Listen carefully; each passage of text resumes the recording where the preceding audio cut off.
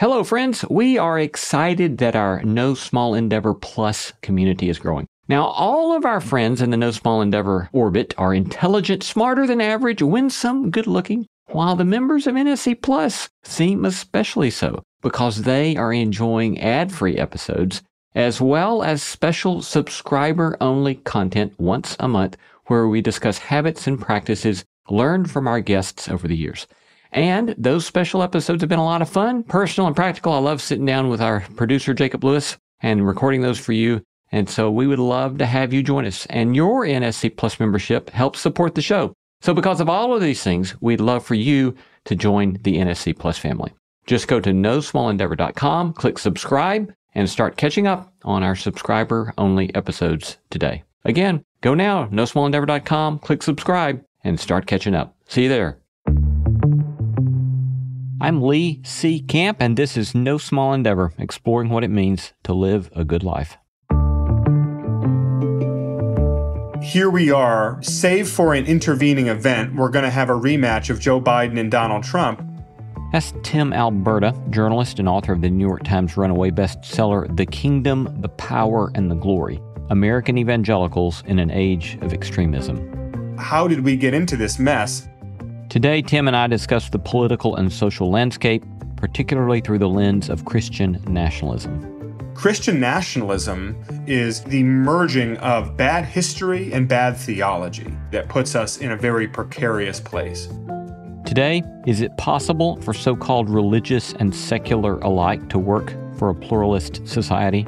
We are called to hold one another accountable. All coming right up.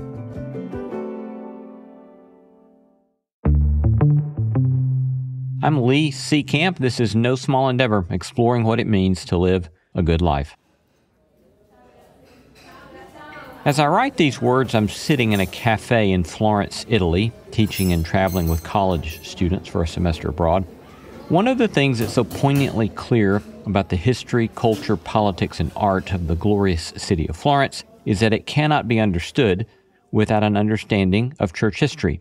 Now, this is not, I take it, a value judgment. It's a simple matter of fact. One may despise that history, another may celebrate it. But whatever the case, the depths and breadth of the history and culture around me at this very moment cannot be sufficiently understood without an engagement with the theological convictions which informed the ways of life which unfolded here. Here's one simple architectural example. A few blocks away from where I'm sitting on the eastern side of the historic downtown is Santa Croce Church, the principal Franciscan church in Florence, while on the western side is Santa Maria Novella, the Dominican church, both themselves impressive structures, while between them the city skyline is dominated by another church, which the locals call the Duomo, one of the most celebrated architectural achievements of the Western world. If you want to understand Florence, well actually, if you want to understand something about the Renaissance, you have to know something about the history of these churches. In the same way, U.S. history and politics simply cannot be understood apart from U.S. church history. Our guest today is Tim Alberta, author of a book examining a particular piece of our current political predicament. If you were just to try to explain to a space alien who landed here from another planet, how did we get into this mess? Well, then, he says, one would have to examine the segment of American Christianity which sought to merge identities. To merge faith identity with your identity as an American and your identity as a conservative Republican American. He believes this merging, based on some revisionist history and revisionist theology, puts us in a very precarious place. Why should we care about this history and its effect on today's politics? An aggressive, belligerent, well-organized, really loud minority can run circles around a really passive, complacent majority. Here's our interview with Tim Alberta. Tim Alberta is an award-winning journalist, best-selling author, and staff writer for The Atlantic magazine. He formerly served as chief political correspondent for Politico. He's also written for a great host of publications, including Wall Street Journal, The Hotline, National Journal, Sports Illustrated, and National Review. Today, we're discussing his newest book, The Kingdom, the Power, and the Glory, American Evangelicals in an Age of Extremism. Welcome, Tim. Hi, Lee. Thanks for having me. Grateful to have you with us. So you, in your book, you indicate that preaching your father's eulogy has been something of a turning point for you. Would you kind of unpack that for us and give us a little bit of that story? Sure. Yeah, my dad was a pastor, and of course that makes me a PK, a pastor's kid, and grew up in the Evangelical Presbyterian Church. And we grew up outside of Michigan, a small suburb of Detroit called Brighton, and that's where my dad had really put down his roots and helped to grow a church there, Cornerstone, my home church, from a pretty small congregation when I was a little kid into a pretty big congregation by the time I was an adult. My dad died very unexpectedly in the summer of 2019, had a massive heart attack, and as it so happens, he died right in the middle of a publicity tour for my first book, which was all about the collapse of the post-George W. Bush Republican Party and Donald Trump's successful hijacking of the new GOP. And so because my book was critical of Trump and because it was in the news so much right at the moment that my dad died, that when I went back home for his funeral, I got an earful about it from some of his congregants. And, these are people who I'd known most of my life. They'd known me since I was a little kid. A number of them felt that it was appropriate on the occasion of his wake at the church to kind of let me have it. That obviously didn't go over very well. And so the next day when I gave the eulogy at the funeral, I let them have it a little bit. And, I tried to be somewhat dignified about it, but, just kind of issued a little bit of a rebuke and a challenge to say, if you're willing to set aside decades of knowing a pastor's son, knowing who he is and what's in his heart and what he believes, because you heard a segment on Rush Limbaugh's show about me, that suddenly you're willing to turn. I don't know to this day, Lee, honestly, whether I should have done that or not. Maybe I should have just taken the high road and let it go. But I said what I said, and that actually made things even worse. And in some ways set me down this road to write this book, to try and understand not just what was happening in my church, but to understand what was happening in the church.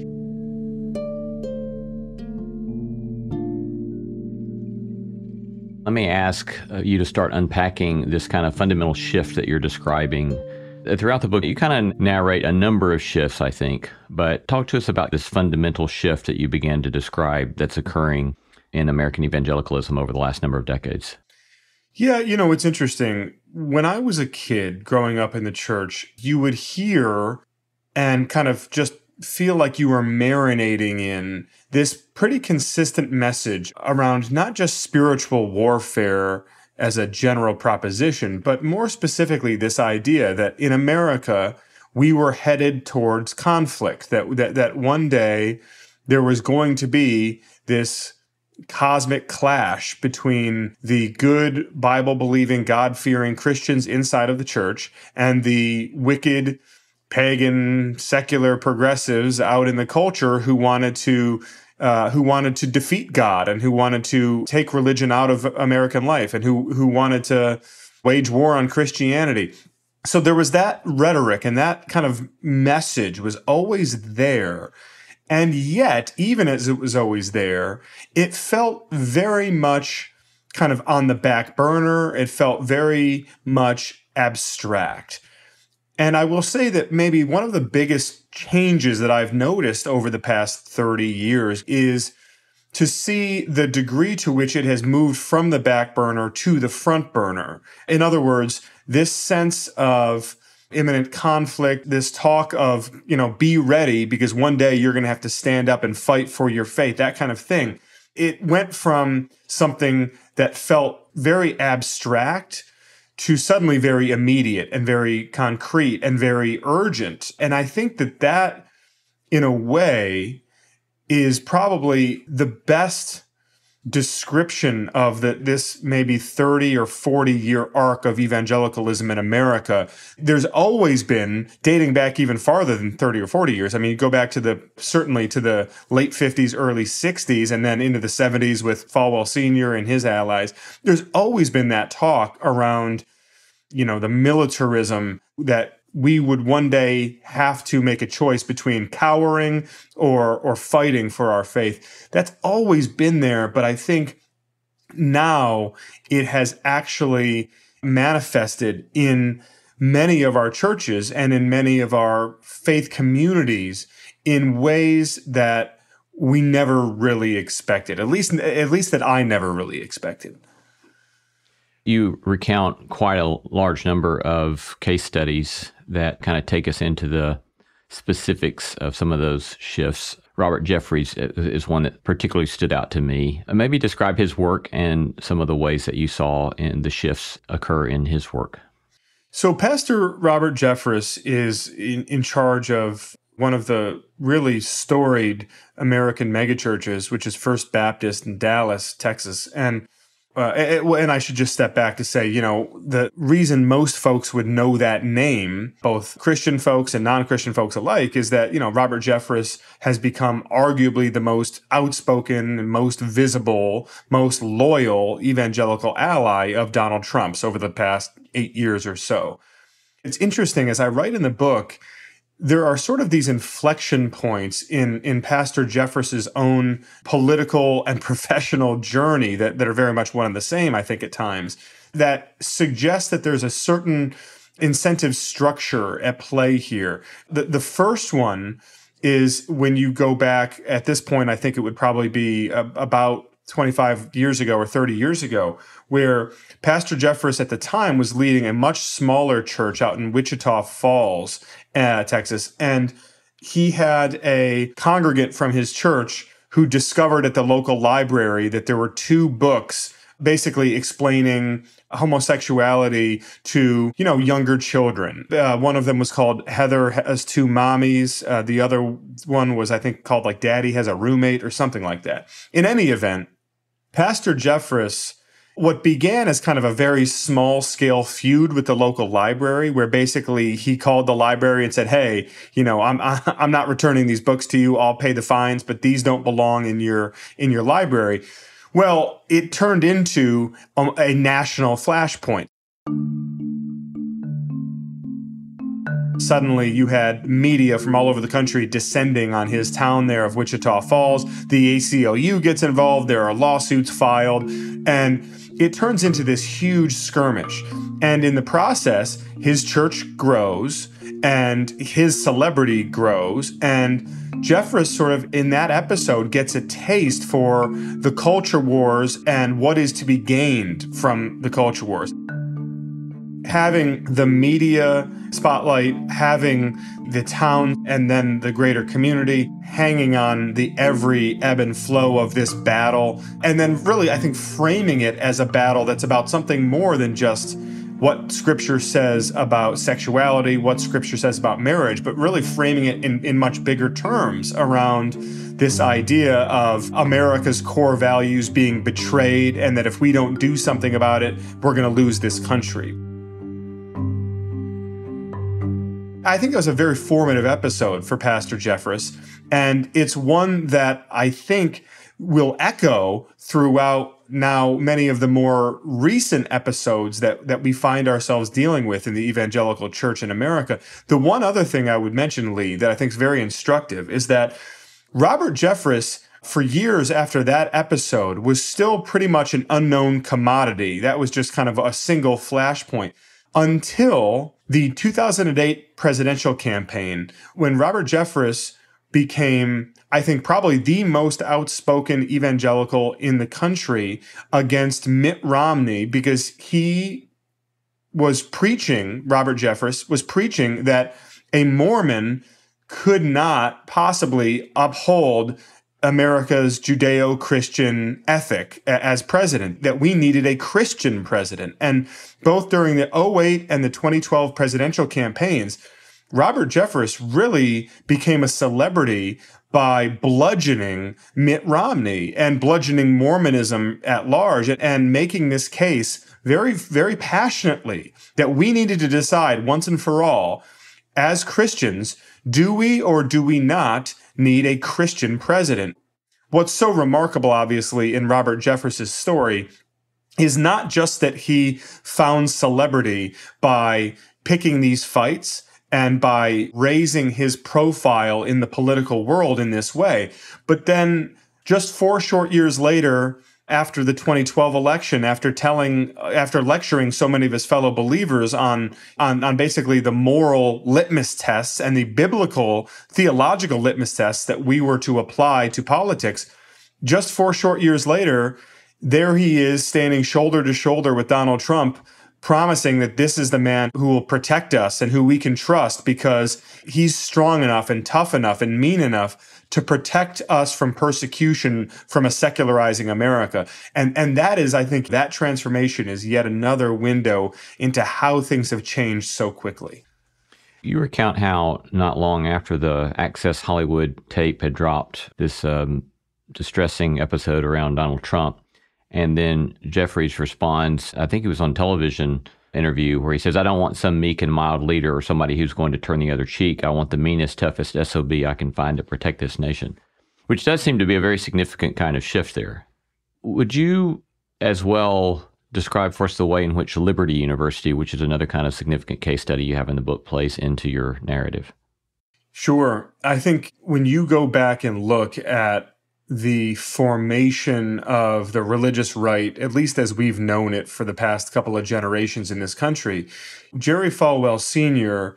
had already been very successful as of the mid to late 1960s in building out this megachurch, Thomas Road Baptist in Lynchburg, Virginia. And he'd been really, I think, uniquely successful early on as a television guy, recognizing that, there had been a lot of pastors who had been successful with radio, but Falwell Sr. was really one of the first to figure out exactly how to be successful with television. And I cite a statistic at one point in the book describing how, I forget the year, but that at one point he was the single most telecast program in the whole country. Not just most telecast religious program, the most, period. So this was a guy who had really found incredible success, commercial success with his church. But as of the early 1970s, Falwell Sr. is looking around, recognizing that the church alone isn't enough, that the culture is slipping away from Christians, that Democrats and progressives and secular humanists, that they are now posing sort of an existential threat to Christian America, and that the church alone isn't enough to fight back. And so he begins to look at ways to kind of form a bigger machine in which the church is just one cog. And so he takes this little Baptist college in Lynchburg, Virginia, that nobody had ever heard of. It's got like 1,000 students, called Lynchburg Baptist College, and he turns it into Liberty University. He really cleverly weaves together the idea of a Christian education with a kind of Republican culture warring institution. He changes the colors of the school from gold and green to red, white, and blue. They become the Liberty Flames. They begin touring the country, doing these I Love America concerts with the school choir to raise money. And it's fabulously successful. I mean, Falwell was a master entrepreneur, also a master manipulator in my view. And this was someone who knew how to both tap into sort of the healthy patriotism of some of his fellow Christians, but also how to prey upon the unhealthy and over-realized sort of nationalism of many of his fellow Christians. And so he builds Liberty into this behemoth over the years. So he's got the megachurch, he's got the huge university now, and then he also has the moral majority as of the late 1970s. And so those three cogs of the machine are working really in unison to create a movement that changes the Republican Party, and I would argue that really changes American Christianity, at least changes American Reformed Protestantism in ways that we are still dealing with today. Because what Falwell and his allies were so effective at doing was effectively merging your faith identity with your identity as an American and your identity as a conservative Republican American. Those lines began to blur in a big way as of the 1980s. And I think, again, if you were just to try to explain to a space alien who landed here from another planet. How did we get into this mess? I think that's where you would trace it back to.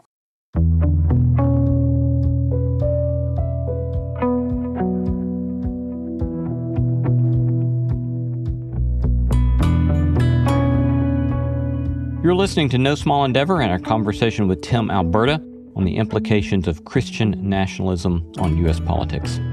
I love hearing from you. Tell us what you're reading, who you're paying attention to, or send us feedback about today's episode. You can reach me at lee@nosmallendeavor.com. You can get show notes for this episode in your podcast app or wherever you listen. These notes include links to resources mentioned in this episode, as well as a PDF of my complete interview notes, as well as a full transcript. We have several other episodes on the intersection of Christianity and American politics. Kristen DeMay on her book Jesus and John Wayne, or a conversation with New York Times opinion writer David French on conservatism without Trumpism, plus another episode that's a great conversation between Kristen DeMay and David French. And also check out our episode with Russell Moore on his journey out of the Southern Baptists, and Randall Balmer on the rise of the religious right. You can find the links to those episodes by going to the episode page for this episode that you're listening to now. We'd be delighted if you'd tell your friends about No Small Endeavor and invite them to join us on the podcast, because that helps extend the reach of the beauty, truth, and goodness we are seeking to sow in the world. Coming up, Tim Alberta and I continue to discuss the ways Christian nationalism is affecting the U.S. political landscape and American Christianity. Hey there, quick favor. We're conducting an audience survey. We would be really grateful if you could take just a few minutes and answer our survey. Please visit survey.prx.org/no-small-endeavor. That's survey.prx.org/no-small-endeavor. Would love it if you'd go take that survey today. Thanks. There are some important theological categories that are either implicitly or explicitly dealt with in your book. And so I'd like to kind of address a few of those and raise some discussions about how you think of some of these and frame some of these. The first one, nationalism. You've already used the distinction between nationalism and patriotism. How do you define the difference between those two? Well, if I had to do it off the top of my head, I would say the difference is, I actually do include a quote in the book from George Orwell, who I think actually does a pretty decent job of defining the two. He says basically that patriotism is defensive in nature, that, you are defending your homeland, whereas nationalism is sort of by definition offensive. It is aggressive, it is antagonistic. Yeah, and so I'll kind of merge that into my own definitions of it, which is patriotism is, I think, about pride, and it's about appreciation. It is about a love of country that is properly realized and that is proportional to your identity. That's how I would define it. Whereas I think nationalism is militant, and it is wrapped up in the idea that this is your dominant identity, and it must subjugate then all other identities. And I think that is where it becomes very dangerous for a Christian, because, and look, obviously the term Christian nationalism is thrown around now so much that we're not entirely clear what that means. And maybe that was your next question, Lee. I don't know. But to address that briefly, I think that Christian nationalism is not just a contradiction in terms, but I also think that what you are dealing with Christian nationalism is the merging of bad history and bad theology. And what I mean by that is so much of the Christian nationalist ideal finds its power in a version of America that never really existed, right? This idea propagated by the likes of David Barton and others. And it's becoming, if you don't know the name David Barton, anyone out there listening, this is someone who you should familiarize yourself with, because he is incredibly influential, and he is right smack dab in the middle of the curriculum wars now happening in the public schools. But David Barton is a self-proclaimed historian who goes around the country, lecturing in churches, basically arguing that no, we were meant to be a Christian nation, not just a nation guided by, informed by Judeo-Christian ethics and ideals, but no, that really the founding fathers wanted this to be a Christian nation and that they were winking and nodding at us as they framed the Constitution, and that we have now lost that Christian nation and that we need to take it back. I mean, that is really at the heart of the Christian nationalist crusade, is this idea that we were given something, that we were bequeathed something, and that it has been stolen from us and that now we must reclaim it, right? So that is bad history. It's really bad history. But what makes it, I think, especially dangerous then, Lee, is that that bad history is sort of parlayed into bad theology.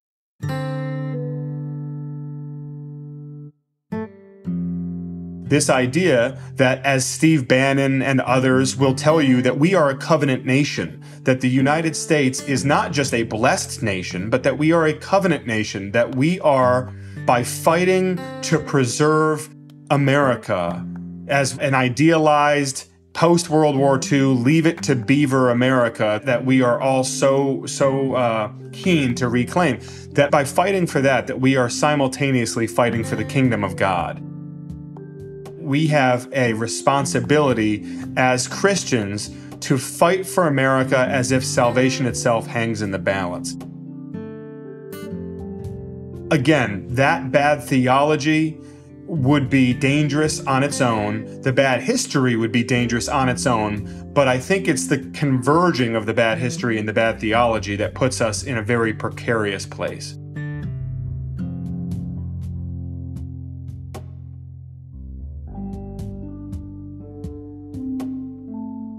One of the ways that I have found helpful to frame it, that I think overlaps with what you just said, but in a slightly different way, is to think of Christian nationalism as giving some sort of messianic, salvific role to a nation state in the unfolding of human history. And that, moreover, it adopts the means and methods of nation states as opposed to the means and methods of Jesus of Nazareth in putting such a salvific role on that nation state. And so you say, for example, this actually relates to us here in Nashville. You were here in Nashville in 2022 at a conference, and you say, quote, "These themes of patriotism and divine commission, of nationalism and savage conquest were ubiquitous." And so I think that, as I read your book, I want to believe that it's not ubiquitous, in the sense that I'm not in circles where I regularly hear the things that you're reporting on, and not that I doubt it, but I want to think that it's just such an insignificant minority. But, talk to us about that ubiquitous nature of this sort of militant nationalism. Sure. It's hard. One of the questions that I'm asked all the time, Lee, is how do you quantify the problem? How do we get our arms around the numbers here? And it's really hard. In that particular passage of the book, I'm writing about those themes being ubiquitous at this particular event that was hosted, the Faith and Freedom Coalition event, which is run by Ralph Reed. And basically that is an annual gathering where, particularly in recent years, in kind of the Trump age, if you will, you have thousands of these Christian activists from around the country, pastors and church leaders and just rank and file church members, who will come out to this event. And for 2.5 days, they listen to Republican politicians get up on stage and just scare the ever-living heck out of them by saying that the country is, as they know it, is about to be lost, and that Democrats are working in tandem with Satan to defeat God and America, and that if they don't do something about it, then we're all doomed. And it's really quite a thing to behold. And it's a self-selecting thing here, right? I mean, most people who wind up at an event like that, not all, because I do meet some people at events like this one who are sort of wide-eyed looking around like, oh my gosh, what did I get myself into? But I think the great majority of folks who wind up there, or who wind up at the Reawaken America tour with Michael Flynn and, the Trump kids and that sort of traveling road show, the Christian Nationalist crusade, very proud Christian nationalist events, they know what they're getting themselves into. But is that representative of evangelicalism on the whole?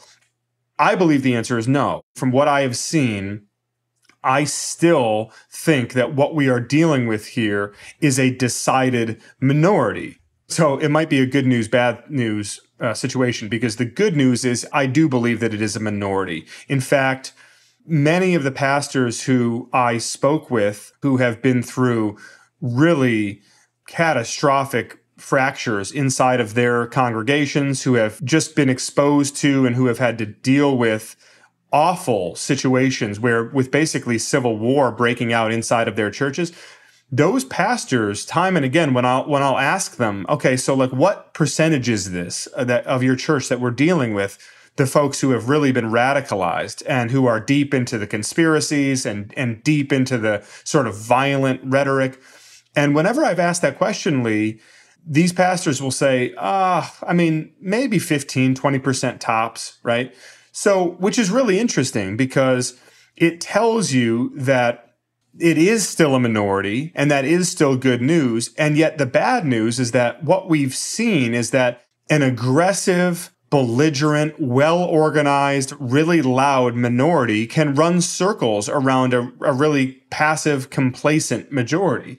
And it's interesting because, I've been asked a number of times whether this book about the crack up of the American evangelical church was meant to be a sequel to my book about the crack up of the Republican Party. And the honest answer is no, it was not. But I can understand why people would ask, because there are certain uncanny parallels here, seeing the ways in which institutions, or at least kind of established leaders, are challenged and in some cases overrun by forces that they either don't fully understand or are not fully equipped to kind of push back against. And I think that in the case of many pastors, and you know this better than I do, Lee, but these pastors went to seminary to learn Greek and Hebrew and systematic theology, maybe marital counseling. They didn't prepare for a QAnon-inspired civil war inside of their congregation. And many of the congregants at these churches, even though they don't agree with a lot of the kind of far-right extremist stuff, they also don't really have any stomach for conflict. And so they just kind of, stay quiet and let it be. And that just kind of makes the problem snowball. And so it's hard to quantify the problem. It really is. I don't think that those themes of nationalism and divine commission and religious justification for conflict against our enemies, I choose to still, through my reporting and analysis, believe that that is a minority within the evangelical church.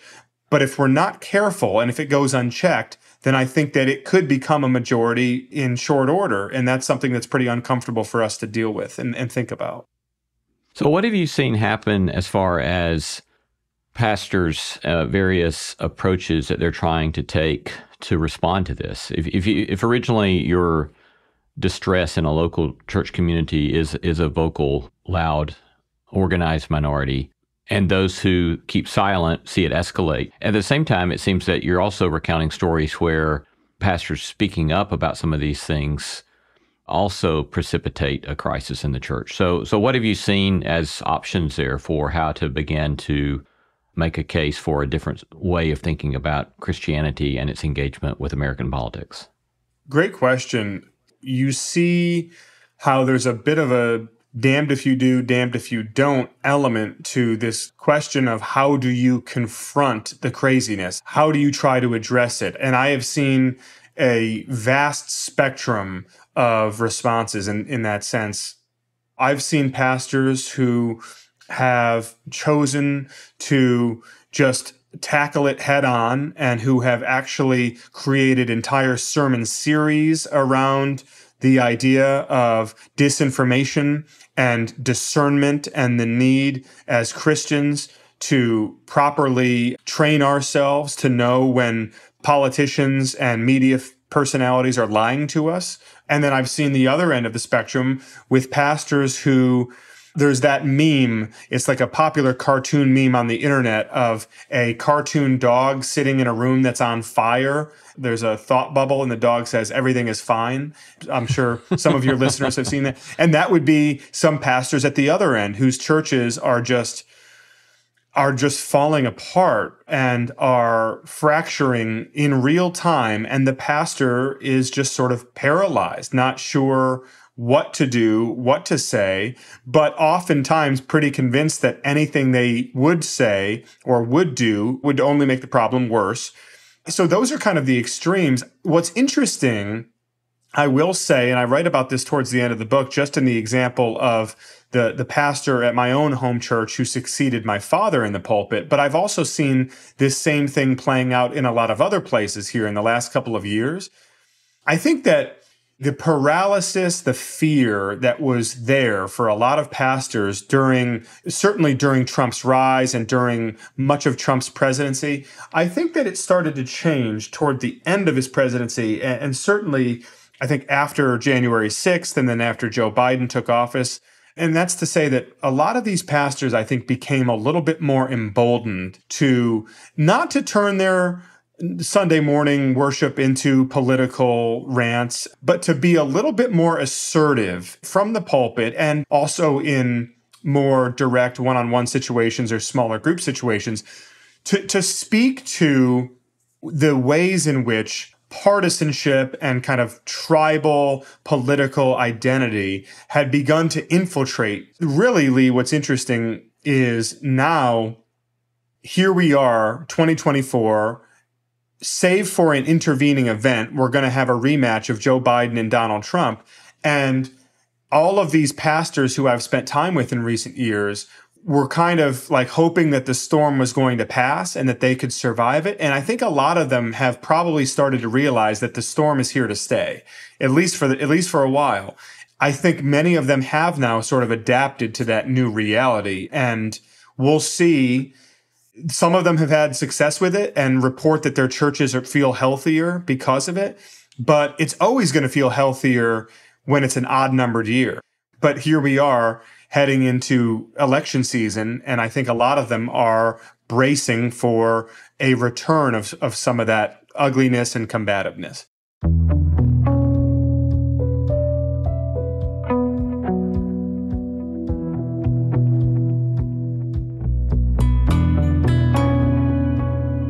We're going to take a short break, but coming right up, Tim and I discuss when and how to speak up, what kind of responses he's gotten to his book on Christian nationalism, and whether he's hopeful or not.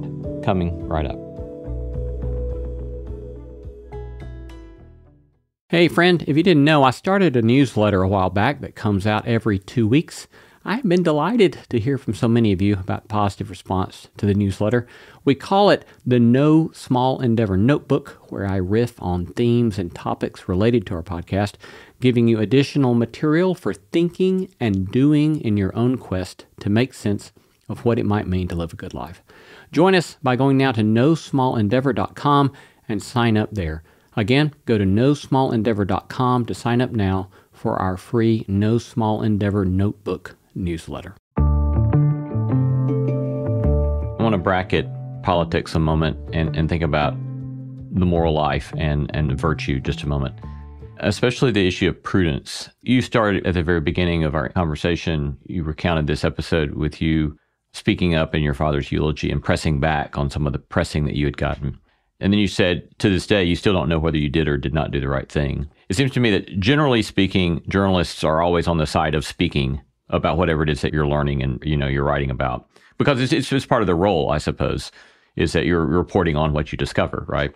But going back to that question of whether you should or shouldn't have done what you did in standing in that pulpit for your father's eulogy, but also as a journalist, what have you learned about prudence, and what have you learned about when you speak and when you don't speak, or when you wait to speak? How do you measure all of the things that need to be measured about when and how to speak and to speak up, or to keep your mouth shut? Boy, oh boy. I'm still failing and still learning every day. When words are many, sin is not absent, but he who holds his tongue is wise, right? I teach journalism students now. I mentor journalism students. And one of the things that I'll always stress is, it's better to be right than to be first. We live in a crazy media environment here that incentivizes a lot of the wrong things. And among, not just speed, but it also incentivizes snark and putting down the other side to make yourself look brilliant and all of this stuff. And it's something I struggle with, Lee. I think part of the reason I struggle with it so much is I'll have these conversations with folks all the time in secular settings, but also in some Christian settings. And they look at this kind of extremist sect of the evangelical world and say, you know what? They're gone. They're too far gone, and forget about them. That they are the enemies of democracy. They are the enemies of pluralism. They must be conquered. They must be defeated. I understand why people would think that way, because I do think that we face some real pressing dangers in this country.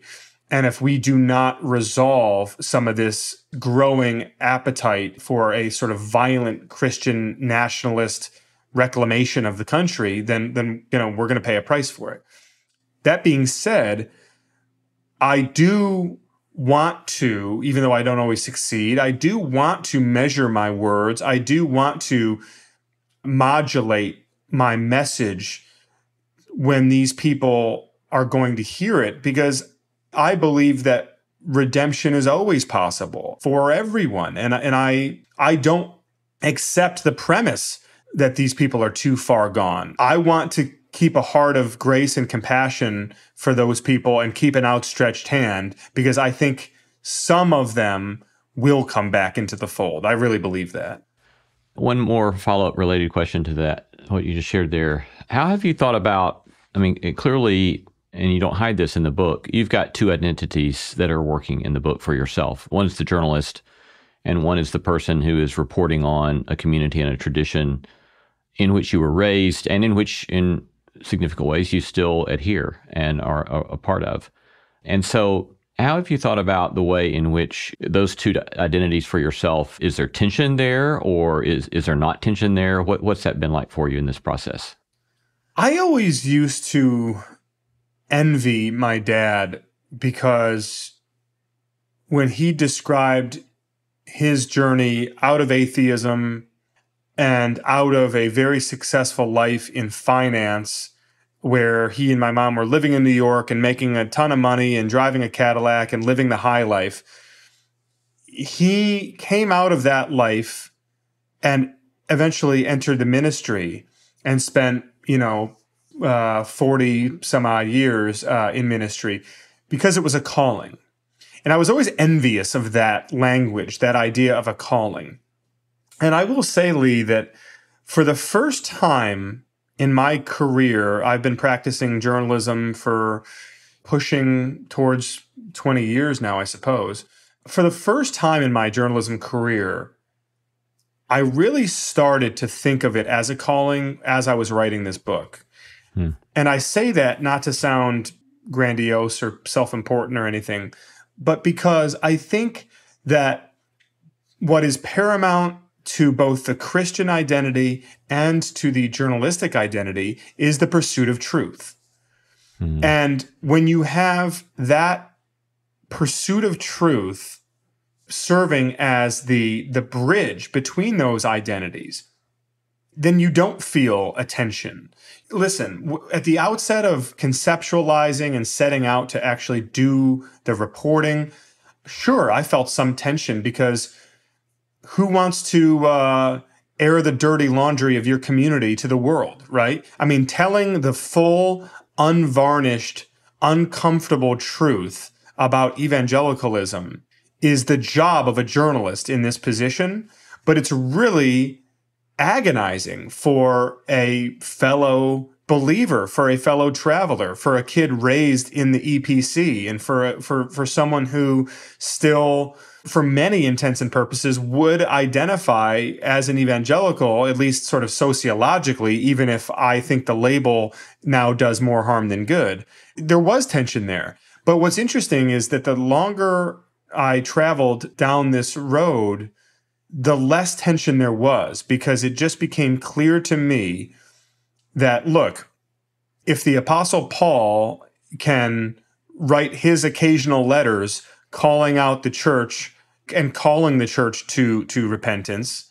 And if the early church councils saw fit to include those Pauline epistles, clearly they believed that accountability and truth-telling, even when the truth hurt, we are called to hold one another accountable.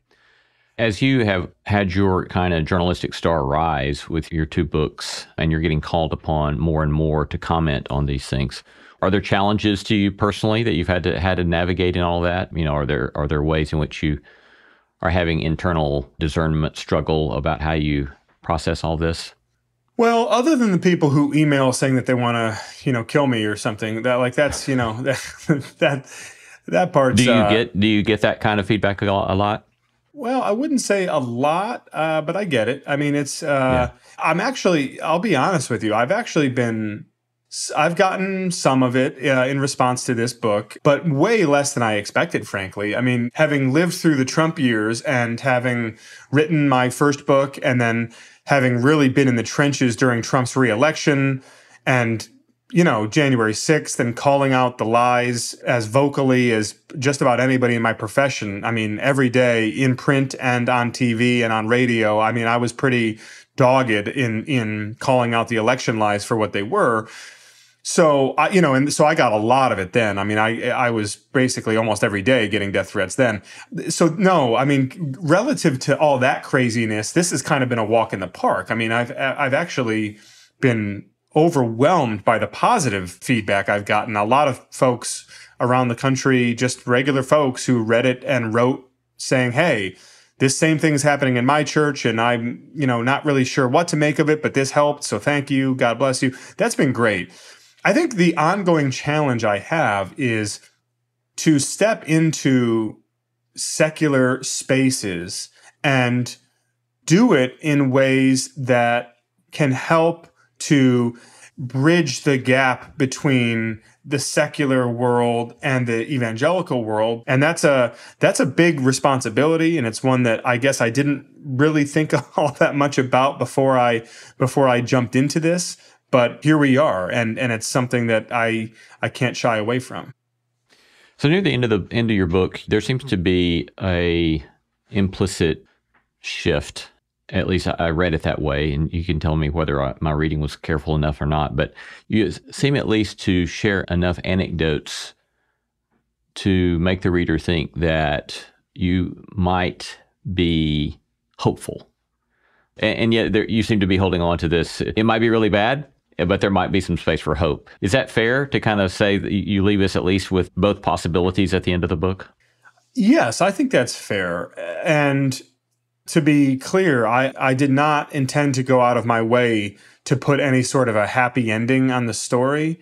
Now, it does just so happen that for the epilogue of the book, I went back to my home church for the first time since my dad's funeral. And his successor, who's a great guy who I just think the world of, but who had really, really, really struggled, as I documented in the first chapter of the book, when he took over the church from my dad, it kind of fell apart on him. And he was agonizing over, what to do. And so to return then to the church for the first time for the epilogue of the book and to see him having kind of been transformed into this really fearless and mission-driven leader who was speaking hard truths to his congregation and doing so in such an inspired way. That obviously then does put kind of a hopeful, optimistic flavor into the ending of the story that had never been planned. But I am glad that it's there because I do think that there is a way out of this.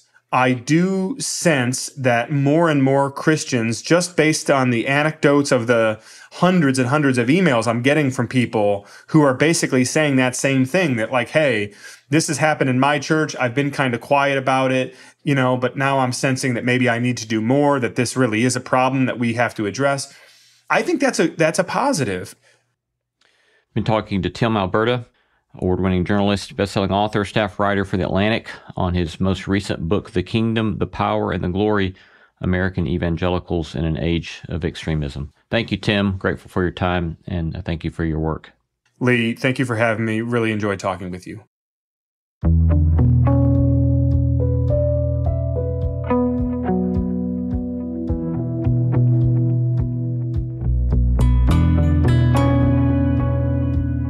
Our guest today is Tim Alberta, discussing his New York Times bestseller, The Kingdom, the Power, and the Glory, American Evangelicals in an Age of Extremism.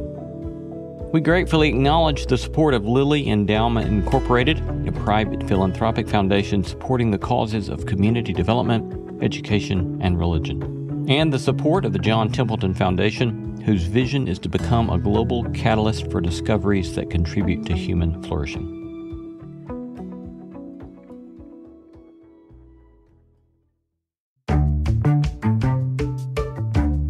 Our thanks to all the stellar team that makes this show possible: Christy Bragg, Jacob Lewis, Sophie Byard, Tom Anderson, Kate Hayes, Mary Evelyn Brown, Carriot Harmon, Jason Sheasley, Ellis Osborne, and Tim Lauer. Thanks for listening, and let's keep exploring what it means to live a good life together. No Small Endeavor is a production of Tokens Media LLC, PRX, and Great Feeling Studio.